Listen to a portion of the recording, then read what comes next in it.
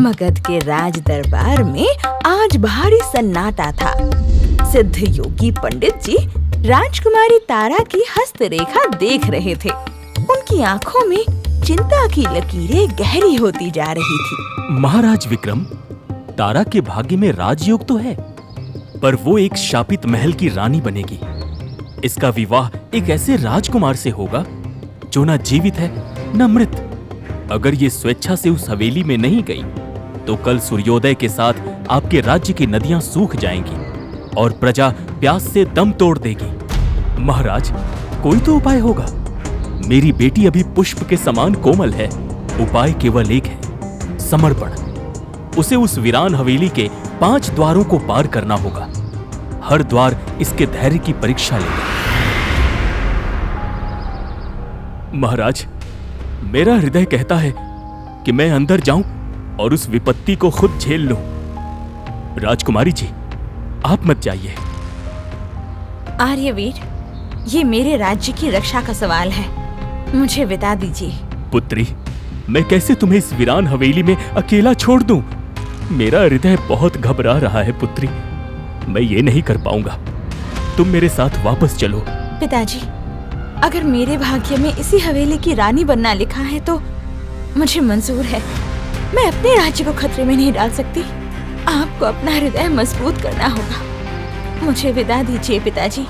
जैसे ही तारा हवेली की दहलीज लांघती है, भारी पत्थर का दरवाजा धमाके के साथ बंद हो जाता है।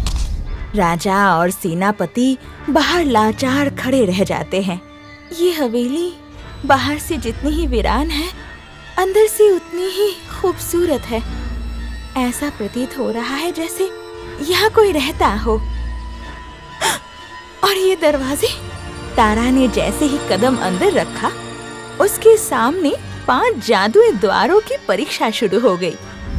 पहला दरवाजा सोने का था, जहाँ हीरे जवाहरात चमक रहे थे, पर तारा बिना मुड़े आगे बढ़ गई। दूसरे द्वार पर दुनिया भर के स्वादिष्ट व्यंजन थे। तारा को भूख भी लग रही थी, पर उसने हाथ नहीं लगाया। तीसरे और चौथे द्वार पर रेशमी वस्त्र और विलासिता के साधन रखे थे, पर तारा अडिग रही। वह किसी माया में नहीं फंसी। अंधेरे कमरे के बीचों बीच राजकुमार गंधर्व लेटे थे। उनके शरीर पर हजारों लोहे के कीलें चुभी थी। वे पत्थर की तरह ठंडे और बेजान थे। तारा की आंखों में आंसू आ गए। तो नियति ने आप ही को मेरे लिए चुना है। आप इतने सुंदर हैं, फिर भी इतने कष्ट में हैं। स्वामी, मैं राजकुमारी तारा प्रतिज्ञा करती हूँ, भले ही मेरी उम्र बीत जाए, भले ही मेरे हाथ लहूलुहान हो जाए, पर मैं आपके इस बेजान शरीर में प्राण डाल कर रहूंगी। आज से आप ही मेरे संसार हैं। सालों बीत गए। तारा ने उस बेजान शरीर में ही अपना संसार देख लिया। वो रोज एक कील निकालती और हर कील निकालते वक्त कहती, स्वामी, बस थोड़ा कष्ट और आप फिर जाग जाएंगे। दही ले लो ओ गाँव वालों, ताजा गाढ़ा दही ले लो, एकदम मिश्री जैसी मीठी दही। दही? कितने साल बीत गए गांव की दही की खुशबू लिए। आज तो मेरा मन बहुत बेचैन हो रहा है। आज तो मैं दही लेकर ही रहूंगी। बस 10 कीलें और बची है। आज एक कील और निकाल देती हूँ, फिर इस दही वाली से ढेर सारा दही लेकर जी भरकर दही चूड़ा खाऊंगी। ओ बहन, ओ दही वाली, जरा रुकना, मुझे दही चाहिए। अरे, इस वीरान जंगल में इतनी बड़ी हवेली और आप यहाँ अकेली? मालकिन, कितना दही चाहिए आपको? हाँ बहन, मैं यहाँ अकेली रहती हूँ। मुझे ढेर सारा दही दे दो। आज मेरा बहुत मन कर रहा है। हाँ, जरूर। एकदम ताजी दही है। जरूर देती हूँ। मैं रोज दही लेकर यहाँ से आवाज देती हुई जाती हूँ, पर आपने कभी पहले आवाज नहीं लगाई मुझे। हाँ बहन, आज बहुत मन कर रहा था दही खाने को, इसीलिए रोक लिया तुम्हें। अच्छा, राजकुमारी एक कटोरा लेकर आइए, मैं दही दे दूं आपको उसमें।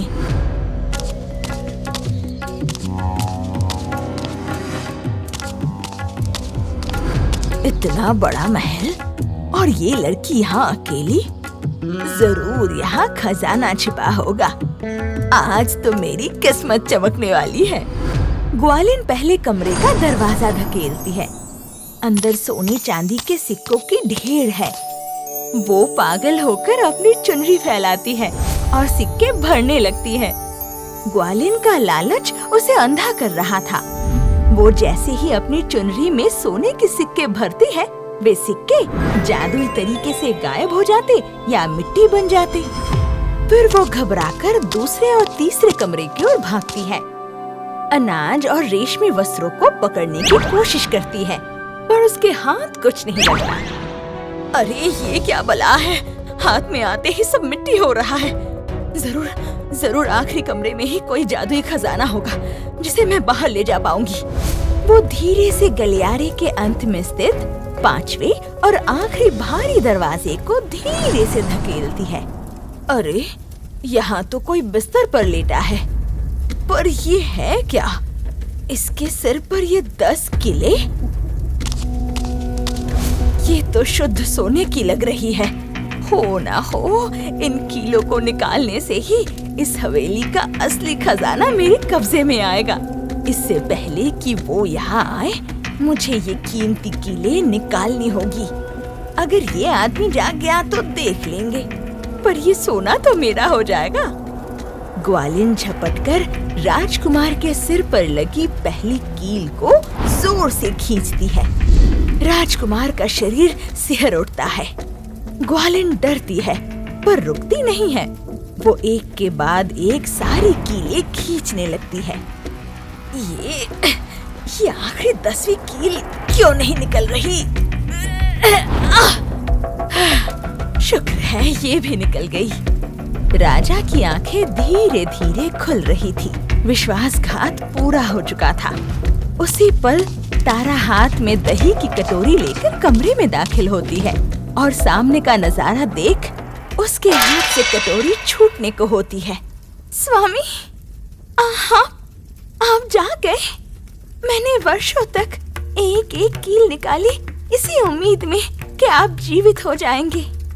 अब महाराज, भगवान का लाख लाख शुक्र है कि आप जाग गए। आपके शरीर पर न जाने कितनी कीलें चुभी थी। महाराज, एक एक करके मैंने सारी कीलें निकाल दी। क्या तुमने मुझे बचाया? तुम कौन हो?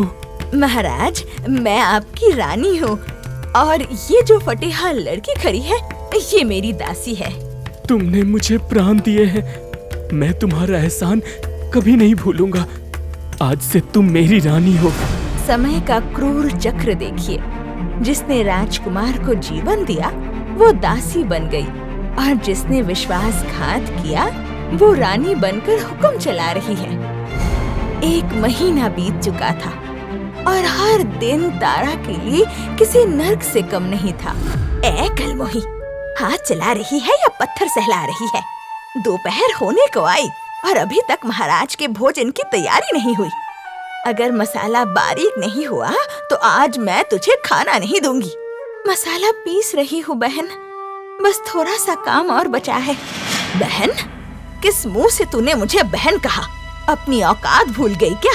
तू इस हवेली की मामूली नौकरानी है जिसे मैंने तरस खाकर यहाँ रखा है। और खबरदार जो दोबारा महाराज के सामने अपनी मनहूस सूरत दिखाई तो। जिसने सालों तक उनकी सेवा की उसे तुम मनहूस कह रही हो? याद रखना, झूठ की दीवार बहुत कच्ची होती है। जिस दिन महाराज को सच पता चलेगा उस दिन तुम ये गहने और ये ऊंचा आसन संभाल नहीं पाओगी। सच? कौन सा सच? महाराज तो मुझे भगवान मानते हैं। तू तो बस एक भिखारन है जो दही के कटोरे के लिए अपना ईमान बेच सकती है। चल जा जा, अब ये फालतू की बातें छोड़ और जाकर मेरे गंदे कपड़े धो। और सुन, एक भी दाग रहना नहीं चाहिए वरना कोड़े से पिटवाऊंगी। तारा चुपचाप अपमान का घूंट पीकर रह गई। उसकी चुप्पी कमजोरी नहीं बल्कि उसकी महानता थी। वो तो बस इंतजार कर रही थी उस पल का जब नियति खुद न्याय करेगी। अरे अरे ओ भाग्यवान, तू यहाँ रानी बैठी है और घर पर बच्चे भूख से बिलख रहे हैं? हैं? चल अभी मेरे साथ। ये क्या अनर्थ है? रानी, क्या तुम इस आदमी को जानती हो? नहीं महाराज, ये पागल है, मैं इसे नहीं जानती। झूठ मत बोलो महाराज, असली सच आपकी आंखों के सामने है, पर आप देख नहीं पा रहे। इस औरत के हाथ देखिए, कितने कोमल और साफ हैं। और अब राजकुमारी तारा के हाथ देखिए, जिन्हें इसने नौकरानी बना रखा है। राजकुमार तारा को बुलाते हैं और उसके हाथों को अपने हाथों में लेते हैं। तारा की हथेलियों पर कीले निकालने के गहरे निशान थे। खून के धब्बे और मेहनत के छाले साफ दिख रहे थे। ये निशान, ये झूठ नहीं बोल सकते। तारा, मुझे क्षमा कर दो, मैं इस ग्वालिन की बात में आ गया था। सच मेरे सामने था, पर मेरी नजर उसे देख नहीं पाई। राजकुमार गंधर्व, आपके शरीर में 1000 किलें क्यों चुभी हुई थीं? आज सब सच जान ले। सालों पहले मेरे अहंकार की वजह से एक साधु ने मुझे पत्थर बनने का श्राप दिया था। उन्होंने कहा था कि ये कीलें तभी निकलेंगी जब कोई निस्वार्थ आत्मा अपना खून और पसीना बहाकर इन्हें निकालेगी। इस ग्वालिन ने सिर्फ आखिरी 10 कीलें निकाली, पर हजारों कीलों का दर्द बरसों तक तारा ने सहा है। सैनिकों, इस धोखेबाज को अभी जेल में डाल दो। माफी, माफी महाराज, माफी। मुझसे बहुत बड़ा अपराध हुआ है। राजकुमारी जी, मुझे क्षमा कर दीजिए। मेरे छोटे बच्चे अनाथ हो जाएंगे वरना। नहीं स्वामी, इन्हें छोड़ दीजिए। इसके छोटे बच्चे घर पर इंतजार कर रहे होंगे। आज हमारी खुशियों का दिन है। मैं किसी की आह नहीं लेना चाहती। इसे माफ कर दीजिए महाराज। तारा, तुम्हारी महानता के आगे मेरा सिर झुक गया। सैनिकों, इसे आजाद कर दो। जा ग्वालिन, अपने घर जा। त्याग जब निस्वार्थ हो तो पत्थर भी पिघल जाता है। तारा ने केवल राजकुमार के शरीर से कीलें नहीं निकाली थी, बल्कि अपने धैर्य और प्रेम से एक पत्थर हो चुके हृदय में दोबारा प्राण फूंक दिया था। आज उस वीरान हवेली की दीवारें गवाह थी कि दुनिया की सबसे बड़ी शक्ति सोना चांदी या राजपाट नहीं है, बल्कि वो करुणा है जो अपनों के लिए हर दर्द हंसकर सह लेती है। राजकुमारी तारा की तपस्या ने ये साबित कर दिया कि निस्वार्थ प्रेम के आगे नियति को भी अपना फैसला बदलना पड़ता है।